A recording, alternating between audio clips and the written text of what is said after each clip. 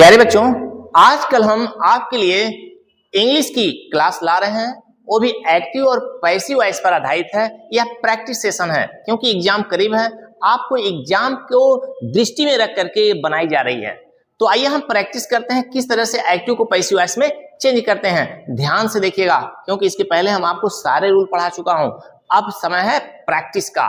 तो आइए हम देखते हैं क्या करना है। Change the following sentences and निम्नलिखित वाक्यों को बदलिए इनटू पैसिव वॉइस यानी पैसिव वॉइस में। तो आइए पहले सेंटेंस को देखते हैं। हमारा पहला सेंटेंस है please walk on the right यानी दाएं साइड में चलो। अब इसको हमें पैसिव वॉइस में चेंज करना है। अब जब वाक्य में प्लीज अथवा काइंडली शब्द आते हैं तो ये समझ में आ जाता है कि इंपरेटिव का है। अब इसमें रूल क्या लगना है आपको तो पता होगा, फिर भी आइए ट्राई करते हैं। ऐसे वाक्यों में कर्ता ये छुपा रहता है तो क्या करेंगे, you are requested, you are requested, you are requested to लिख करके जो प्रार्थना सूचक शब्द होता है उन्हें हटा दिया जाता है और यहाँ पे टू लिखकर शेष शब्दों को आगे जोड़ देते हैं। तो क्या हुआ, you are requested to walk, ध्यान से देखिए बहुत इजी है, walk on the right, walk on the right. अब बोलिए कोई प्रॉब्लम हल करने में? No problem. आइए नेक्स्ट सेंटेंस की तरफ चलते हैं। हमारे सामने दूसरा, he is helping his brother. किस टेंस का वाक्य है, टेंस पहचानना जरूरी है, you can't solve the questions. He is helping his brother, तो यहाँ पे यह प्रेजेंट कंटिन्यूअस टेंस का वाक्य है। तो यहाँ पे पहले ऑब्जेक्ट ढूंढिए, ऑब्जेक्ट आपको मिल गया हिज ब्रदर, तो सबसे पहले आप रखेंगे हिज ब्रदर। क्या रखेंगे, हिज ब्रदर।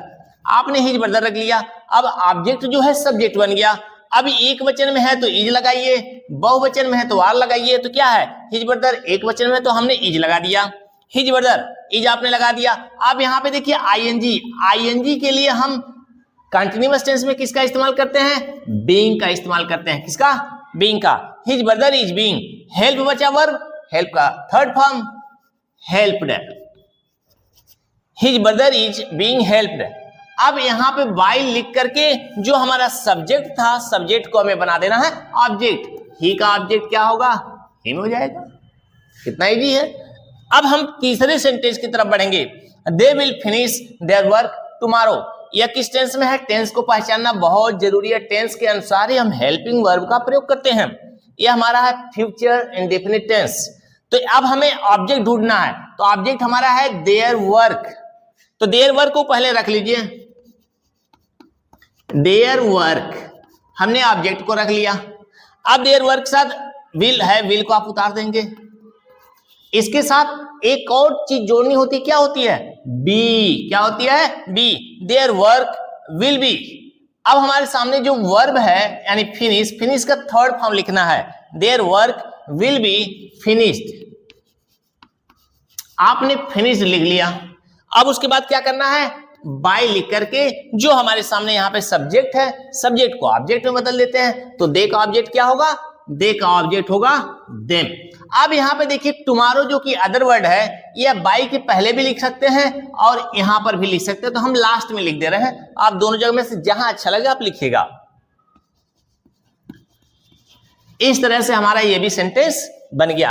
अब हम नेक्स्ट सेंटेंस, चौथे सेंटेंस की तरफ बढ़ेंगे और इसे हल करेंगे। यद्यपि फुल वीडियो में आपको पढ़ा चुका हूं, आप समझ चुके हैं, अब बारी है प्रैक्टिस की। तो आइए नेक्स्ट सेंटेंस को देखते हैं। ही टीचेज मी इंग्लिश। अब देखिए इस सेंटेंस को किस टेंस का है, प्रेजेंट इंडेफिनिट टेंस। अब प्रेजेंट इंडेफिनिट टेंस के अनुसार हम हेल्पिंग वर्ब यूज करेंगे, इज, एम, आर। तीनों में से जो जरूरी होगा लगाएंगे। अब ऑब्जेक्ट ढूंढिए। ऑब्जेक्ट आपके सामने एक दो ऑब्जेक्ट है, दोनों में से कोई भी ले सकते हैं, लेकिन प्रायः प्रोनाउन को ही सेलेक्ट करना चाहिए। कोई ऐसा रूल नहीं है, लेकिन प्रायः प्रोनाउन बहुत हेल्पफुल होता है। अब हमने मी को ले लिया, मी हमारा ऑब्जेक्ट है, इसको हमें किस में बदलना है, सब्जेक्ट में। तो मी का क्या सब्जेक्ट होता है, आई। आई के साथ क्या लगेगा, एम। टीच, टीच जो हमारा वर्ब है उसका थर्ड फॉर्म लिखना है। तो आई एम टीच का थर्ड फॉर्म क्या होता है टॉट।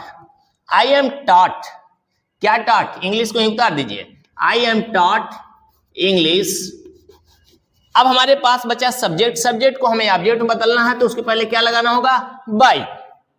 तो ही का ऑब्जेक्ट क्या होता है, ही का ऑब्जेक्ट होता है हिम। अब आइए नेक्स्ट सेंटेंस यानी लास्ट सेंटेंस को भी देख लेते हैं। ये सारे सेंटेंस एग्जाम में पूछे जा चुके हैं और एक बार दो बार प्रैक्टिस करेंगे तो आपको आ जाएंगे। डू दिस वर्क, इस सेंटेंस क्या बताता है? डू दिस वर्क ऑर्डर है, यानी किसी से कहा जा रहा है डू दिस वर्क, यानी ऑर्डर दिया जा रहा है। तो अब जब ऑर्डर वाले वाक्य आते हैं तो हमें क्या करना चाहिए? इसको हल करने के दो नियम हैं, दोनों नियम मैं आपको पढ़ा चुका हूं, लेकिन यहां पे सिंपल रूल मैं आपको बता रहा हूं। तो डू दिस वर्क, हमें ऑब्जेक्ट को ढूंढना है, ऑब्जेक्ट है दिस वर्क, तो हमें क्या करना होगा? पहले लेट, उसके बाद लिखेंगे हम this work, let this work. अब उसके बाद हमें क्या लिखना है? बी। अब जो हमारे पास वर्ब है, वर्ब की थर्ड फॉर्म लिखनी है, let this work be done. और इस तरह से यह सेंटेंस हल होता है। मेरे प्यारे बच्चों, आपसे एक बात हम कहेंगे, यहां पे जो लास्ट सेंटेंस है इसका दूसरा रूल पे क्या सेंटेंस बन सकता है, इसको बनाकर कमेंट बॉक्स में डालिएगा, तब पता चलेगा आपके पास कितना नॉलेज है, आप कितना पढ़ते हो, कितना डीप नॉलेज रखते हो, यह क्लियर हो जाएगा। इस तरह से मेरे प्यारे बच्चों, छोटी सी क्लास जो कि एक्टिव को पैसिव वॉइस पे आधारित थी, और इस तरह से आज की क्लास समाप्त होती है। फिर मिलते हैं आपसे नेक्स्ट वीडियो में। आप पढ़ते रहिए और आगे बढ़ते रहिए।